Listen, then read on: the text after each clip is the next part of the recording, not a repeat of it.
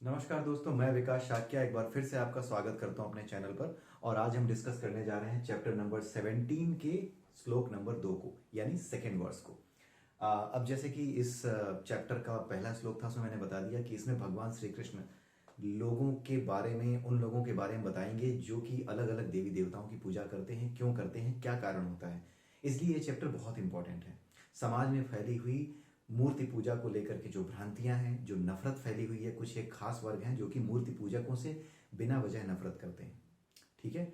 मूर्ति पूजा का कारण कुछ लोग नहीं जानते, और मूर्ति पूजा करने वाला ना तो कहीं बम मार रहा है, भाई सीधी सी बात है, ना किसी का गला काट रहा है।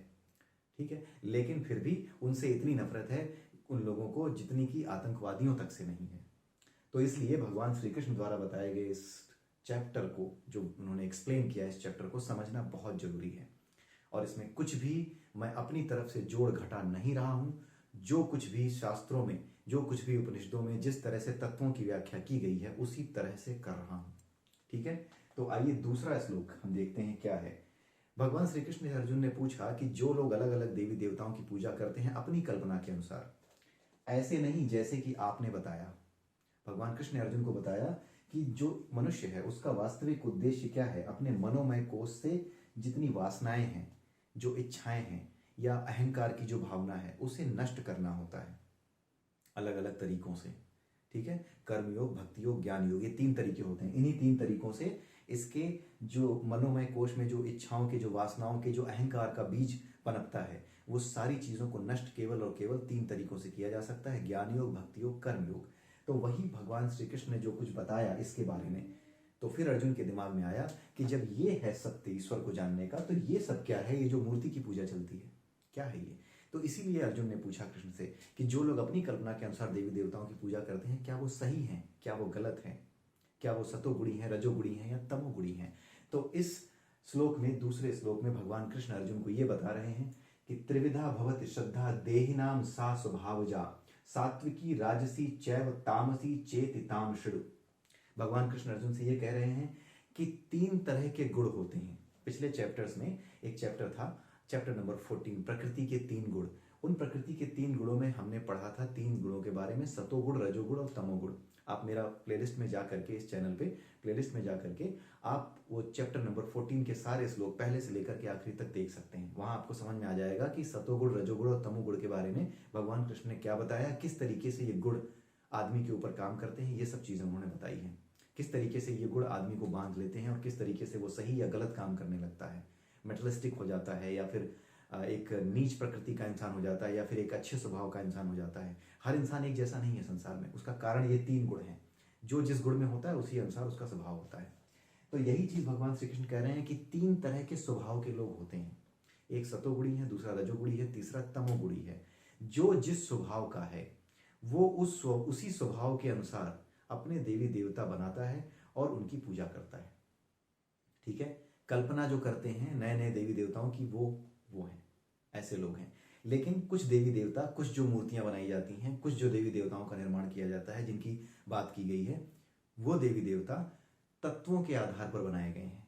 जो तत्वों की व्याख्या की गई है उपनिषदों में या फिर वेदों में, पुराणों में, जहां पर भी तत्वों को समझाने की कोशिश की गई है, उनके लिए जो देवी देवता बनाए जाते हैं उनका कॉन्सेप्ट अलग है। लेकिन आज की तारीख में मैं अगर ये कहूं कि मेरी कोई विशेष इच्छा है और उस इच्छा को पूरा करने के लिए कोई ना कोई देवता होना चाहिए, कोई ना कोई शक्ति होनी चाहिए, और मैंने कल्पना करके वैसे देवता का निर्माण कर लिया, वैसे ही एक जो है शकल बना ली, सूरत बना ली और उसकी पूजा करने लगा। तो उसी के बारे में अर्जुन ने पूछा था कृष्ण से कि जो लोग अपनी कल्पना के अनुसार किसी भी तरह के देवी देवता का निर्माण कर लेते हैं, जो शास्त्रों में बताए गए हैं, जो उपनिषदों में बताए गए हैं, इन तत्वों की व्याख्या की गई है, इन तत्वों के हिसाब से जो हमारे ऊपर प्रतिक्रिया होती है, उन तत्वों के अलावा जो लोग बाकी अपनी कल्पना से पूजा करते हैं, क्या वो लोग सही करते हैं या गलत करते हैं। तो भगवान कृष्ण उसी का उत्तर दे रहे हैं कि 3 तरह के लोग होते हैं: सतोगुणी, रजोगुणी और तमोगुणी। और इन्हीं 3 तरह के लोगों की जो श्रद्धा होती है, सतोगुणी की श्रद्धा कुछ और है, रजोगुणी की श्रद्धा कुछ और होती है, तमोगुणी की श्रद्धा कुछ और होती है। जैसे पिछले वीडियो में मैंने बताया कि एक ही टीचर है, उसके 2 स्टूडेंट हैं, दोनों ही पैर छूते हैं, दोनों ही उसकी सब्जी और घर का जो है सामान ले आते हैं, राशन ले आते हैं, हमेशा जो है क्वेश्चन आंसर पूछते रहते हैं। ठीक है। लेकिन दोनों में अंतर है। एक लल्लो चप्पो कर रहा है कि प्रैक्टिकल में नंबर मिल जाए, दूसरा अपने गुरु के प्रति श्रद्धा रखता है कि इनके पास ज्ञान है, वो ज्ञान है जो मेरे जीवन में काम आएगा। तो उसी प्रकार से जो जिस स्वभाव में होता है उसी स्वभाव के अनुसार देवी देवताओं की पूजा करता है, और उसी स्वभाव के अनुसार वो अपने देवी देवता, अगर वो बहुत ज़्यादा मेटलिस्टिक है, यानी बहुत ज़्यादा मेटलिज्म में घुसा हुआ, गाड़ी चाहिए, बंगला चाहिए, सुंदर औरत चाहिए, सब कुछ चाहिए, ऐसा जो मेटलिस्टिक आदमी होता है ये तरह तरह के देवी देवताओं की कल्पना भी कर लेता है, और इनके लिए तरह तरह के देवी देवता बन भी जाते हैं। नए नए जो कॉन्सेप्ट आते हैं, नए जो देवी देवता बन जाते हैं, वो उनका कारण यही होता है। लेकिन वो तरीका सही नहीं होता। जिन तत्वों की व्याख्या की गई है, उन्हीं तत्वों के अनुसार जिन देवी देवताओं की कल्पना की गई है, वो विशेष रूप से की गई है।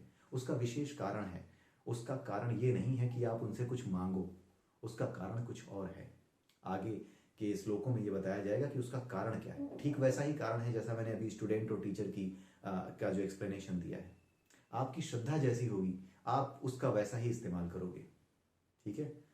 तो एक पावरफुल आदमी के पास अगर आप जाते हो तो हो सकता है आप न्याय की गुहार लेकर जाओ, या फिर उसके पास इसलिए जाओ ताकि उस पावर का इस्तेमाल करके, उसकी पहुंच का इस्तेमाल करके किसी के साथ अन्याय कर सको। ठीक है। तो आपकी गलती से देवता गलत नहीं होता, गलतियां आपकी हैं, स्वार्थ आपका है, उससे भगवान गलत नहीं होता। ठीक है। तो इसीलिए ये चीजें यहाँ पे बताई हैं भगवान श्री कृष्ण ने, ताकि अर्जुन के साथ साथ पूरी दुनिया को ये पता चले कि क्या है कारण अलग अलग देवी देवताओं के पूजने का, और क्या वो पूजा सही है या गलत है। तो अर्जुन को भगवान कृष्ण यही कह रहे हैं कि सत, रज और तम के अनुसार, तीन तरह के स्वभाव के अनुसार ही तीन तरह की श्रद्धा होती है, और इनके बारे में अब तुम मुझसे सुनो। इस श्लोक का इतना ही अर्थ है कि अब तुम मुझसे सुनो। उन्होंने एक लाइन में ये बता दिया कि अलग अलग देवी देवताओं की पूजा क्यों होती है, क्योंकि हर तरह का व्यक्ति अलग स्वभाव का होता है, और जैसा उसका स्वभाव होता है वैसे ही उसके देवी देवता होते हैं। ठीक है। तो यही चीज उन्होंने बताई हुई है। अगले वीडियो में फिर मिलेंगे, तब तक के लिए नमस्कार।